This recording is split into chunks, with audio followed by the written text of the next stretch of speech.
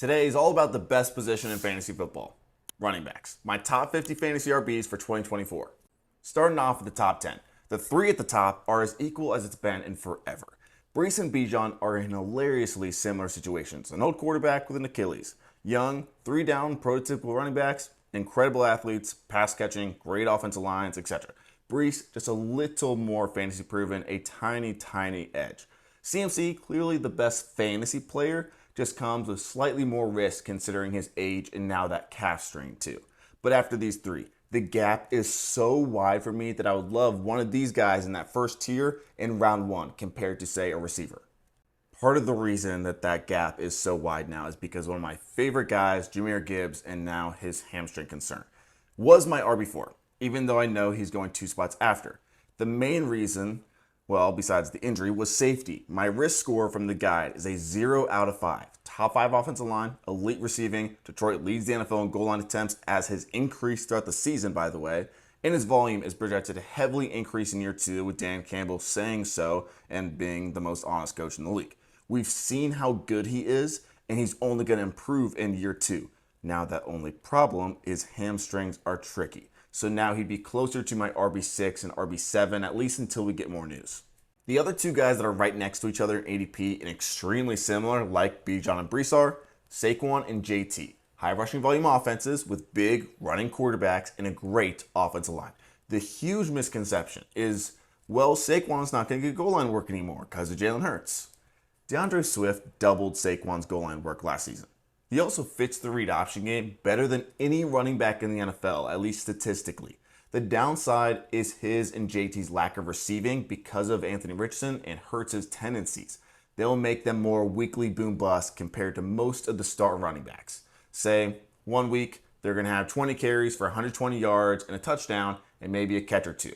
The next week, it'll be 18 carries for 75 rushing yards, no touchdowns, and a couple catches, and they only end up with like 10 fantasy points. The other big jump I have is Devon Achane, above Taylor. I think the injury concern is a little over the top. It's real for sure, but players get hurt all the time, and we don't want to guess. Everybody thought that Tua and Bryce Young were guaranteed to get hurt last season, and they were 2 of the 9 quarterbacks to play every single game. If he plays every game, nobody has a better chance of being the overall RB1. He's first in every efficiency stat there is, and on the #1 fantasy running back offenses. In games with just 10 touches or more, 23 points per game. It's ridiculous. I also think Jacobs is underrated. Although he does have the risk of switching teams, the Packers made the rare move of paying him a non-homegrown free agent running back deal that had big money. LaFleur has raved about him and his potential volume and in the passing game, 2 things that are unlike him, making it stand out to me even a little more. Plus the situation, a horrible offense last year, constantly playing in stacked boxes, to now, an amazing offense with much more room to work. On to the next group of 10. Derrick Henry. He could score 20 touchdowns this season. Also, comes with some pretty extreme risk. He is a unicorn, but everyone falls off eventually. 30 years old, 2,000 career touches, switch teams, limited receiving, etc. Lamar allows loads of space in the zone running game, which will benefit him compared to last year especially. That's the big plus. But nobody thinks the fall off will happen until it does. Ryan Grubb is the new Seahawks offensive coordinator coming up from UW. Has talked up Kenneth Walker this offseason, which gets me excited because it's specifically in the passing game. Again, like Jacobs, not really what you would think with Kenneth Walker. But his efficiency, some of the best in the NFL, so if he does get the great volume, he would easily be an RB1. After Walker, we get to ADP RB18 to ADP RB30. Very few of them are true 3-down backs. And to be honest, I hate this range so much, but Ramondre Stevenson sticks out. His ADP is basically his floor, considering his volume and history. 2 basic things, just volume and history. This guy was an RB1 in 2022 on a bad offense. Then, his current ADP was basically where he finished last year, despite playing through injury on a god-awful, horrible 32nd ranked offense. Everything has changed. It can't really get worse. So the opportunity is there. He's basically drafted out his floor with RB1 upside. That's how I view it, at least. And then right after him, I have Jonathan Brooks. And Brooks is starting to be disliked by the masses. And I get it. Not me. He's my balls to the wall pick. I don't care. A late RB3 that can easily be top 10. His ACL is clean. Very similar to Breece Hall or even Todd Gurley's rookie season, where although he sat out the first couple of weeks, like Jonathan Brooks is expected to, he finishes the RB9 in total points with elite volume, top 5 running back at the end of the season. Head coach Canales made rookie Kenneth Walker the RB16, who was an ADP RB40, by the way, a second round pick as well. And Rachaad White, the year after, another RB1 in the Canales offense. And to put the cherry on top, Bryce Young loves throwing to running backs. Hell, he made Jahmyr Gibbs Bama's leading receiver, so that helps him even more. He's going to have the volume, he's a 3-down back, he has the talent, he's the draft capital. If he's healthy, which I believe he is, once he gets to that spot, he can be a steal. The offense, is it amazing? No, but it's a fantasy-friendly offense for running back. And now we get to that range that I hate. I want to puke. Starting with the negatives for these 10. DeAndre Swift, behind the best offensive line in the NFL in great volume, finished the second half of 2023 as a fantasy RB4. Not the RB4, a fantasy RB4, like in the 40s. He leaves, but is a part of a rare situation. Not a good rare situation.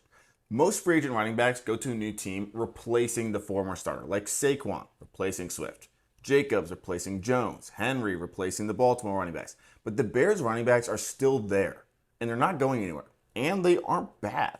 While Swift really hasn't been a star, to say the least. He's at minimum not going to get elite volume.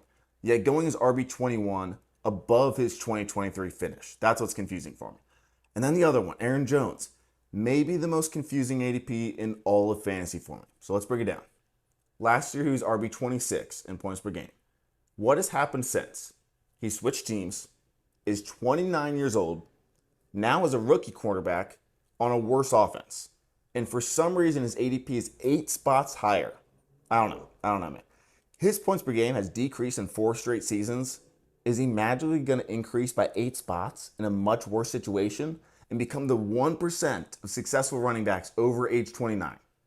I don't know. Then we get to Tennessee when it comes to Pollard versus Spears. What favors who? Receiving, Spears. Goal line efficiency, Spears. Age, Spears. Efficiency, Spears. ADP, Pollard. They're listed as co-RB1s. Why is Pollard higher? Second year off injury helps, yes, but if you're going to choose one, take the one with more upside and the one that has a better value. If you think that's Pollard, that's okay. I just lean Spears.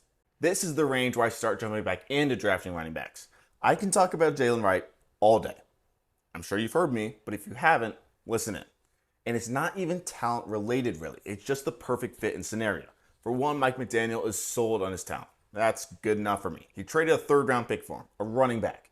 The Dolphins had 2 RB1s last season in fantasy, and both of them are at risk of missing games due to size with Achane and age with Mostert being like 65. He's the perfect fit for the offense. He was in a more one-dimensional Tennessee, like unique offense in college, but it matches really well with what the Dolphins do 90% of the time. They have that spread, zone run game, use their speed. That's his specialty. If he's the Dolphins RB2 at any point this season, he's an auto start. And I know a lot of people love Robinson. I don't mind him as an NFL talent. He's just not in a suitable fantasy situation for me. The O-line is not good, especially bad considering they were solid last season. They were top 10, barely, but they were top 10. They bring in Eckler, limiting his already small passing load. Not to mention Jayden Daniels won't be a heavy RB target quarterback as that rushing guy. It just kind of screams 15 carries, 75 yards, and 0 touchdowns, and you're starting a guy that gets 7 points. And wrapping it up with the final 10. Zeke, I love you. But this year, at this age, is the trap of all traps. The only reason he's being drafted earlier than this is because of his name. I don't even think the Cowboys' leading rusher is on the team yet, if I'm being honest. For 5 straight years, Zeke's touches and points per game have decreased. He leads the NFL by over 250 career touches among those active guys. He will never be a good fantasy starter, especially late in the season when it actually matters. Vidal and McLaughlin, both backups with some hope. The Broncos are number 1 by a lot in that RB target share, while the Chargers will run all day, have 2 shaky running backs ahead of them.